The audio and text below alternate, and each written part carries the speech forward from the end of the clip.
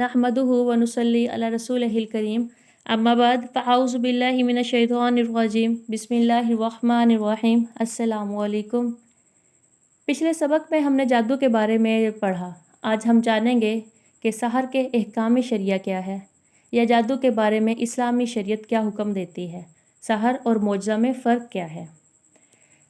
सहर और मोजज़ा में फ़र्क को जानना बेहद ज़रूरी है, क्योंकि इन दोनों के दरमियान एक फ़ाल मुश्तरक है, यानी किसी भी ऐसे काम का सरजद हो जाना जो खिलाफ मामूल हो, आम इंसान के बस से बाहर हो।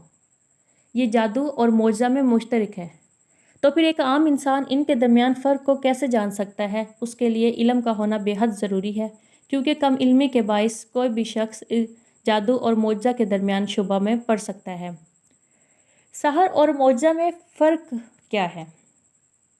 सहर और मोजज़ा में एक चीज़ कॉमन है, वो है खिलाफ आदत किसी काम का होना। जैसे चलते दरिया में हज़रत मूसा अलैहिस्सलाम के लिए रास्ता बन जाना, हज़ूर अकरम सल्लल्लाहु अलैहि वसल्लम से जानवरों का शिकायत करना, दरख्तों का आपको झुककर सलाम करना, आपकी उंगली मुबारक से चाँद का दो टुकड़ों में तकसीम हो जाना। ये चीज़ें मामूल के मुताबिक नहीं, खिलाफ मामूल है। अंबिया के मोजज़ात से ऐसे वाक़यात सामने आते हैं जो आदतन नहीं हो सकते। कोई भी ऐसा फ़ैल जो आदतन नहीं हो सकता, उसको हर के आदत कहा जाता है। बाज़ औक़ात सहर यानी जादू से भी ऐसे ही आसार मुशाहिदे में आते हैं, इसलिए बाज़ जाहिलों को इन दोनों में इल्तबास भी हो सकता है, और इसकी वजह से वो जादूगरों की ताज़ीम व तकरीम करने लगते हैं। इसलिए दोनों का फ़र्क बयान करना बेहद ज़रूरी है। जादू जो होता है उससे ज़ाहिर होने वाले तमाम आसार असबाब तबीया के मुताहत होते हैं, मगर चूँकि वो असबाब मख्फ़ी होते हैं, बाज़ औक़ात हमारी नज़रें धोखा खा जाती हैं, जिसकी वजह से वो खर्क के आदत यानी खिलाफ मामूल हमें महसूस होते हैं।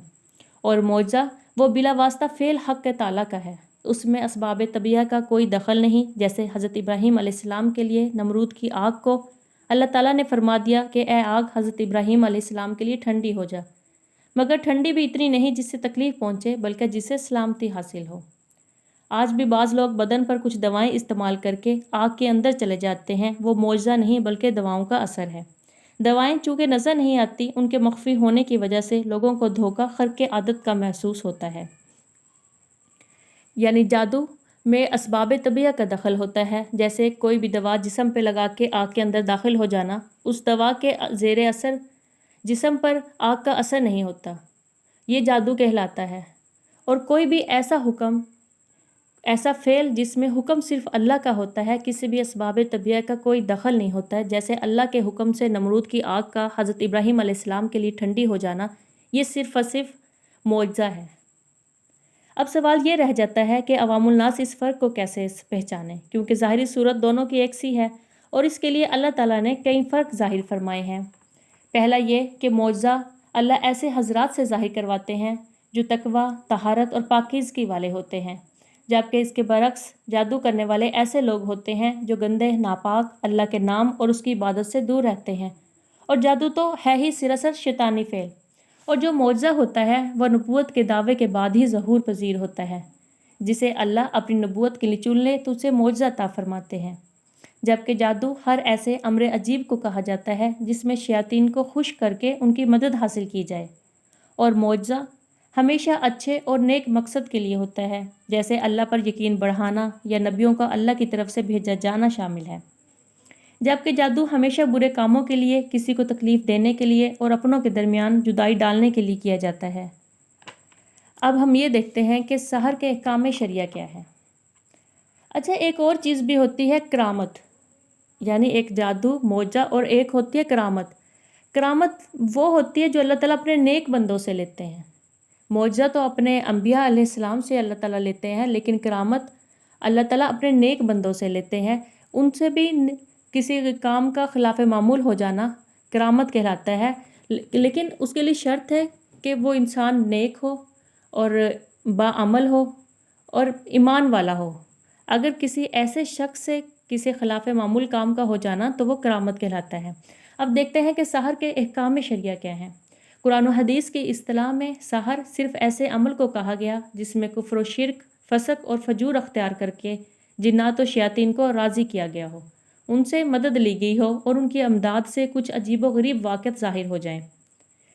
جب یہ معلوم ہو گیا کہ سحر یعنی جادو کفر اعتقادی یا عملی سے خالی نہیں، شیطانی فعال کرنا یا گندا رہنا یا کوئی ایسا عمل کرنا جو اللہ کے حکم کے خلاف ہو، تو وہ سراسر کفر ہی ہوا۔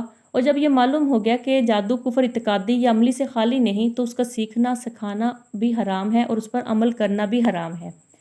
تعویذ گونڈے وغیرہ جو عامل کرتے ہیں، ان میں بھی اگر جنات و شیاطین سے مدد لی جائے تو وہ بھی جادو کے حکم میں ہی آتا ہے اور حرام ہے۔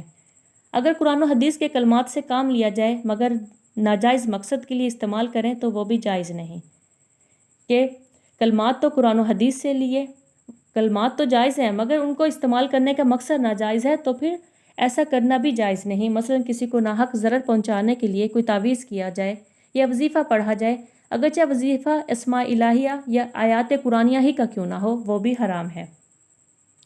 کیا انبیاء علیہ السلام پر بھی جادو ہو سکتا ہے؟ سحر در حقیقت اسباب طبیعہ ہی کا اثر ہوتا ہے اور انبیاء کرام اسباب طبیعہ کے اثرات سے متاثر ہوتے رہتے ہیں، پر تاثر شان نبوت کے خلاف نہیں۔